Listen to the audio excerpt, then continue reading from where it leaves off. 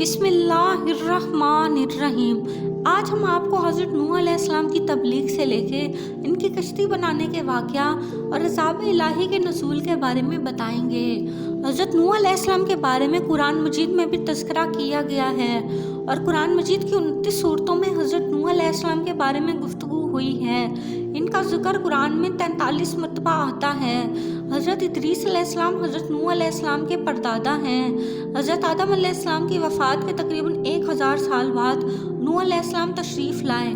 اس دوران بہت سے ولی گزرے اور ان کی نسلیں بہت نیک تھیں، اور 1000 سال بعد شیطان نے ان کو بہکایا اور بزرگ لوگوں کو یاد کرنے کے لیے اور ان کو عزت دینے کے لیے ان کے بت بناؤ۔ چنانچہ انہوں نے ایسا ہی کیا اور آہستہ آہستہ ان کی عبادت شروع کر دی۔ اس طرح کفر و شرک عام ہو گیا۔ تو ان حالات میں اللہ تعالیٰ نے حضرت نوح علیہ السلام کو مبعوث کیا۔ حضرت نوح علیہ السلام کی عمر 950 سال تھی اور وہ اپنی قوم کو 300 برس تک دین کی تبلیغ کرتے رہے، لیکن ان کی قوم ان کو جھٹلاتی رہی۔ جب کوئی مشرک مرتا تو اپنی اولاد کو نصیحت کرتا نوح علیہ السلام پہ ایمان نہ لانا۔ اس صورتحال کو دیکھ کر انہیں مزید 300 سال دعوت تبلیغ کا کام دیا گیا۔ بالآخر نوح علیہ السلام نے اپنی قوم کے لیے بد دعا کی، اور جس کے الفاظ قرآن مجید میں یوں ملتے ہیں۔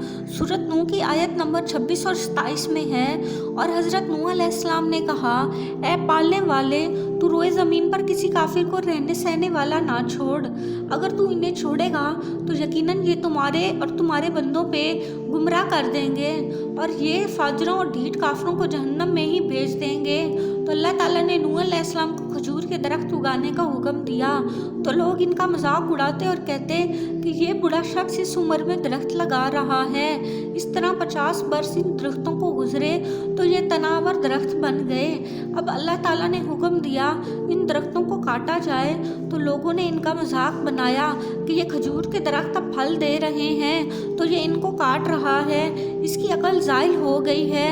حضرت ہود علیہ السلام سورۃ ہود کی 38 اور 39 آیت میں ہے، اور کشتی بنانے لگے۔ ان کی قوم کے سردار ان کے پاس سے گزرے، وہ ان کا مذاق اڑاتے اور کہتے، اگر تم ہمارا مذاق اڑاتے ہو تو ہم تم پر ایک دن ہنسیں گے جیسے تم ہم پر ہنستے ہو۔ تمہیں بہت جلد معلوم ہو جائے گا کس پر عذاب آتا ہے جو اسے رسوا کرے، اور اس پر ہمیشگی کی سزا اتری ہے۔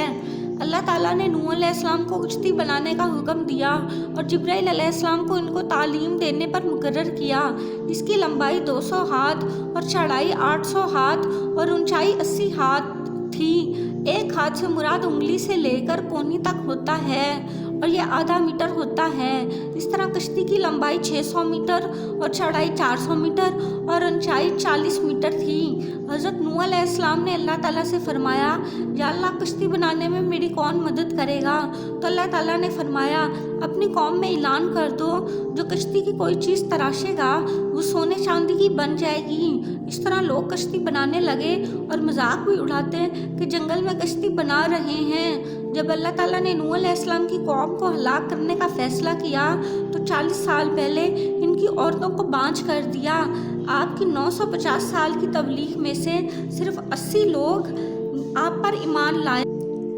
کشتی کی 3 منزلیں تھیں۔ سب سے اوپر والی منزل جانوروں اور وحشی درندوں کے لیے تھی، اور درمیانی انسانوں کے لیے، اور سب سے نچلی چرند پرند کے لیے تھی۔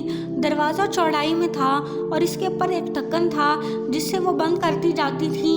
سورۃ ہود کی آیت نمبر 40 ہے، یہاں تک کہ ہمارا حکم آ پہنچا اور تنور ابلنے لگے۔ ہم نے کہا، اس کشتی میں سے ہر طرح کے جانوروں میں سے جوڑے یعنی 2 جانور، ایک نر اور ایک مادہ سوار کرا لے، اور اپنے گھر کے لوگوں کو بھی، سوائے ان کے جن پر پہلے سے بات پڑ چکی ہے، اور سب ایمان والوں کو بھی۔ اس کے ساتھ ایمان لانے والے بہت کم تھے۔ کشتی مسجد کوفہ میں تیار کی گئی۔ جب وہ دن آیا جب اللہ نے ان کو ہلاک کرنا چاہتا تھا، نوح علیہ السلام کی زوجہ مسجد کے تندور میں روٹی لگا رہی تھی۔ نوح علیہ السلام جانوروں کے لیے چیزیں تلاش کر رہے تھے، تو نوح علیہ السلام کی زوجہ نے آواز دی، تندور سے پانی ابل رہا ہے۔ تو نوح نے تھوڑی مٹی ڈالی اور پانی نہ ابلے۔ جب سب کام ہو گیا اور جانور کشتی میں سوار ہو گئے تو آپ تندور کے پاس آئے اور مہر توڑی، اس سے پھر پانی ابلنے لگا۔ बारिश कतरा कतरा ना टपकी, बल्कि एक साथ पानी उबलने लगा और चश्मे फूट पड़े। दोनों पानी इस अल्लाह के अमर से मिल गए। अब और कीलों और लकड़ी वाली कश्ती पानी पे चलने लगी। नूह अलैहिस्सलाम से कहा गया, कश्ती के चलने और रोकने पर अल्लाह का नाम लेना। कश्ती चलने लगी तो नूह अलैहिस्सलाम ने अपने काफिर बेटे को देखा तो कहने लगा, बेटा मेरे साथ सवार हो जाओ, काफिरों के साथ ना रहो। उसने कहा, मैं पहाड़ पर चढ़ जाता हूँ जो मुझे डूबने से बचा लेगा। नूह अलैहिस्सलाम ने फरमाया, आज अजाब से कोई नहीं बचा सकेगा। नूह अलैहिस्सलाम ने अल्लाह से बेटे के लिए सिफारिश की, लेकिन अल्लाह ने फरमाया, ये इस अहल नहीं है और मुझसे ये सवाल ना करो। चनाचा नूह अलैहिस्सलाम ने दुआ की, खुदावंद ताला मैं तुझसे पनाह चाहता हूँ और ऐसी चीज़ का सवाल करूँगा जिसका इल्म मुझे ना हो, और अगर तू मुझे ना बख्शेगा और माफ़ फरमाएगा तो मैं नुकसान उठाने वालों में से हो जाऊँगा। बस खामोश हो गए और जैसे अल्लाह ने कहा इस दौरान मौज आई और फर्जंदे नूह हलाक हो गया। फिर मस्जिद खाना कबा पहुंची। वो घर खोलने से महफूज हो गया था तो इसका तवाफ़ किया। गर्ज 40 रोज़ तक आसमान से पानी बरसता रहा और ज़मीन से चश्मे उबलते रहे। कश्ती इस कदर बुलंद हुई कि आसमान से जा लगी। फिर नूह अलैहिस्सलाम ने दुआ मांगी, या अल्लाह रहम कर। फिर ज़मीन से पानी निकलना बंद हो गया और ज़मीन ने अपना पानी पी लिया और कहा, मुझे आसमान के पानी पीने की इजाज़त नहीं है। इस तरह कश्ती जुदी पहाड़ पर लग गई।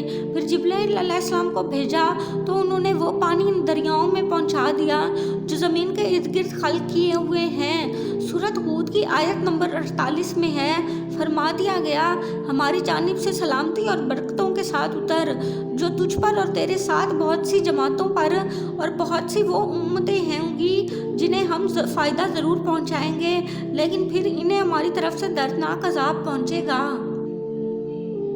बिलाखिर लोग कश्ती से उतरे। कश्ती में नूह अलैहिस्सलाम के 3 बेटे भी थे, साम, हाम, यासिफ। दुनिया की नस्ल इंसानी की बास कश्त इन्हीं तीनों पर है। एक गिरोह हामी नस्ल है जो अफ्रीका के इलाके में रहते हैं और दूसरा गिरोह सामी नस्ल है जो मशरिक़ वस्ता के इलाके में रहते हैं, और यासिफ नस्ल को चीन का साकिन कहा जाता है। तूफ़ान नूह के बाद नूह अलैहिस्सलाम बच गए थे, इसलिए हज़रत मोहम्मद सल्लल्लाहु अलैहि वसल्लम ने फरमाया, इनको दूसरा बाप भी कहा जा सकता है। हज़रत नूह अलैहिस्सलाम की कश्ती 6 दिन पानी में चलती रही। ये 6 माह रजब से जुल्हज तक हैं। बाज़ मुअर्रिखीन का कहना है यौम आशूरा तक पानी में रही। अल्लाह ने तमाम पहाड़ों से पूछा कि किसी एक पहाड़ पर नूह की कश्ती ठहराना चाहता हूँ, तो तमाम पहाड़ों ने सर बुलंद किया, लेकिन जोती पहाड़ ने कहा, मैं इतना मुहतरम नहीं, और उसने सर बुलंद ना किया। चनाचा अल्लाह ताला ने जूदी पहाड़ की आजी को पसंद किया और इन्हीं को मुंतखब किया, और नूह ने कव्वे का इंतखाब किया और इसको कहा वो जगह तलाश करे जहाँ पानी ना हो, तो कव्वा तलाश के लिए निकला। उसने मुर्दा लाशें देखी तो इन पर टूट पड़ा, तो हज़रत नूह अलैहिस्सलाम ने इसके लिए बद्दुआ की, तो हमेशा खौफ में मुब्तला रहेगा। यही वजह है वो इंसानों से घबराता है, जिसकी वजह से आज तक किसी घर में अपना ठिकाना नहीं बना सका। फिर नूह अलैहिस्सलाम ने कबूतर को भेजा तो वो अपनी चोंच में जैतून का पत्ता और पाँव में कीचड़ लाया, तो आपने इसकी गर्दन में हरी शाख का हार डाला और इसके लिए दुआ की तो खुशी और अमन में रहे।